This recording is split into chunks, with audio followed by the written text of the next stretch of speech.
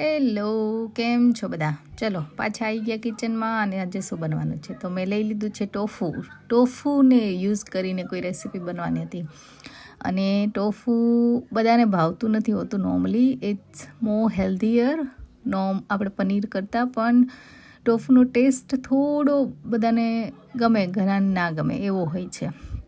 સોયાબીનમાંથી બનેલું હોય છે, એટલે ગુડ સોર્સ પ્રોટીન છે. પણ ટેસ્ટ જો ન ભાવતો હોય તો તમે એ ટોફુને એટલું મેરિનેટ કરો કે યમી કઈ રીતે બનાવી શકો છો, એ આપણે આ રેસીપી આજે જોવાની છે. તો આજે ટોફુ યુઝ કરીને ગ્રીલ સેન્ડવિચ બનાવવાની હતી.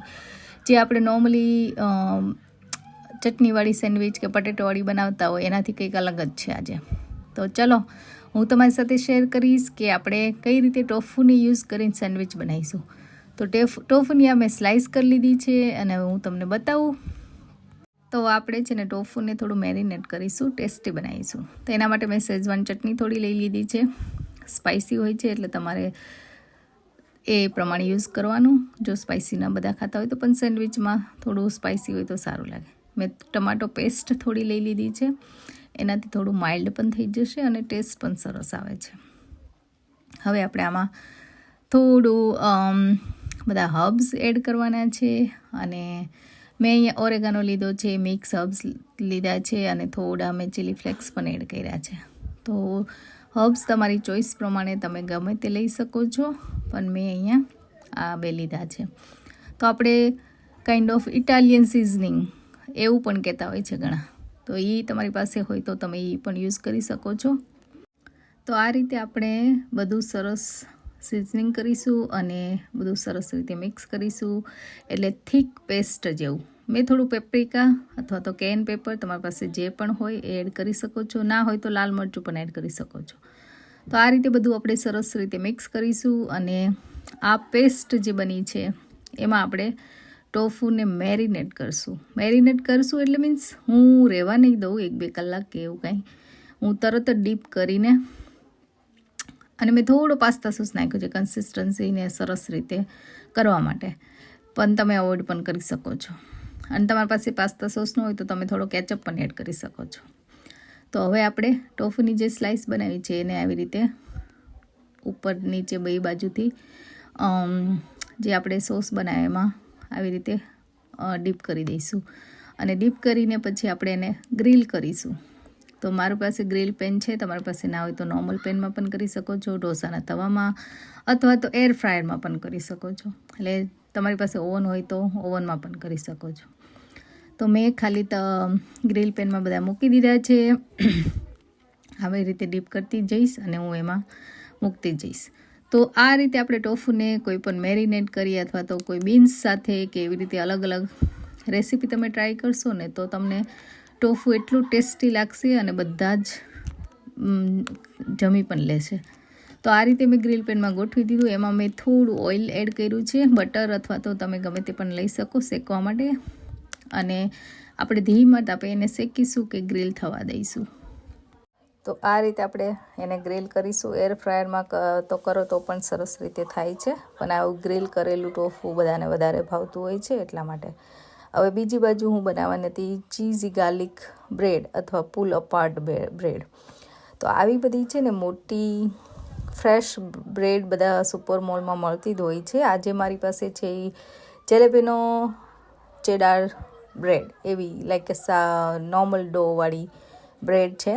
જે મોટો લોફ જ આવે, એમાં આપણે કટ કરવી પડે, આપણી જાતે જ સ્લાઇસ કરવો તો કરી શકીએ છો, એવી આવે છે આખી. તો એના માટે મેં બટર લઈ લીધું છે. ગાર્લિક બટર બનાવવા માટે આપણે થોડું એમાં ગાર્લિક પણ એડ કરીશું અને થોડા હર્બ્સ.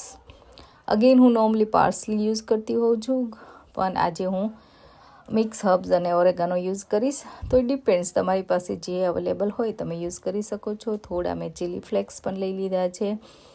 અને આપણે બધું સરસ રીતે આ મિક્સ કરીશું અને બટર આખું ફ્લેવરવાળું રેડી કરીશું. તમે બટરને થોડું મેલ્ટ પણ કરી શકો છો, પણ આવી રીતે હાથેથી મિક્સ કરવાથી શું થાય કે બટર થોડું સોફ્ટ થાય અને આપણને લગાવવામાં ઇઝી પડે છે. લિક્વિડ હોય તો થોડું ઢોળાવાની ને બધું માથાકૂટ રહે છે એટલા માટે.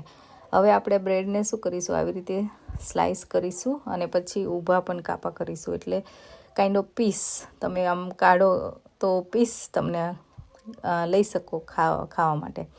તો આવી રીતે મેં બે બાજુથી બ્રેડ કાપી લીધી છે. હવે આપણે જે બટર બનાવ્યું હતું એ બટરને આવી રીતે આપણે સ્પ્રેડ કરી દઈશું બધી જે કાપવા મૂક્યા છે એમાં, એટલે બધી જ આખા બ્રેડમાં ફ્લેવર આવી જાય. હવે બીજી બાજુ આપણે બધા વેજીટેબલ્સ પણ ગ્રીલ કર્યા છે. મેં એમાં પેપર અને ઓનિયન લીધી છે. તમારી ચોઈસ પ્રમાણે બીજા વેજીટેબલ લઈ શકો છો. ઘણા બધા છે ને કટજેટ કે ઝુકીની કે ને એ પણ યુઝ કરતા હોય છે. ઘણા ઓબરજીન કે આપણો રીંગણ મોટા હોય એ પણ યુઝ કરતા હોય છે. તો આ રીતે મેં હવે બ્રેડમાં થોડા ચીઝની સ્લાઇસ કરીને એડ કરી દીધી છે. અને આજે હું લાવી હતી આ ચેડાર સ્ટોન બેક બ્રેડ, જે હું સેન્ડવિચ બનાવવા માટે યુઝ કરવાની છું. એ પણ કાઇન્ડ ઓફ મોટો રાઉન્ડ લોફ, બ્રેડ લોફ કે ને એવું આવે છે. એને આપણે જેવું જોઈએ એવો કટ કરી શકો છો. તો આ રીતે આ બધી બ્રેડ છે ને ખરેખર ગ્રીલ સેન્ડવિચમાં ને એમાં સરસ લાગતી હોય છે અને બધાને આ બ્રેડ ભાવે છે, એટલે મેં આજે આ લાવી હતી. સાવરડોની બ્રેડ પણ તમે યુઝ કરી શકો છો, અથવા તો નોર્મલ બ્રેડ પણ યુઝ કરી શકો છો, અથવા પનીરની બ્રેડ પણ યુઝ કરી શકો છો. તો આ રીતે આપણે એને સ્લાઇસ કરીશું અને સેન્ડવિચ બનાવવા માટે એને આપણે યુઝ કરીશું.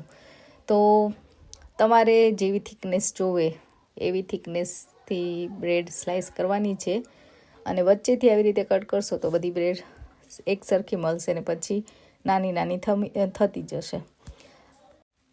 હવે આપણે બ્રેડ ઉપર જે ગાર્લિક બટર બનાવ્યું હતું એ થોડું આપણે સ્પ્રેડ કરીશું ફ્લેવર માટે. તમારી પાસે નોર્મલ બટર હોય તો નોર્મલ બટર પણ એડ કરી શકો છો. તમને જે રીતે ભાવે એ રીતે તમે લગાવી શકો છો.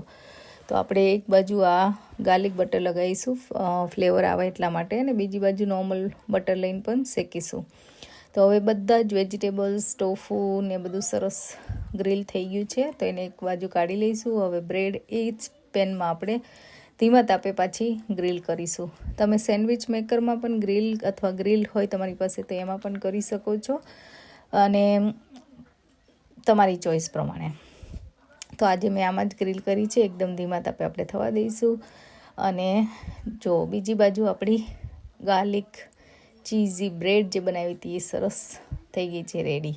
તો આવી રીતે આપણે ફોઇલમાં લપેટીને મૂકીએ ને તો શું થાય, બ્રેડ એકદમ ક્રન્ચી ના થઈ જાય, બળી પણ ના જાય અને સોફ્ટ રહે છે.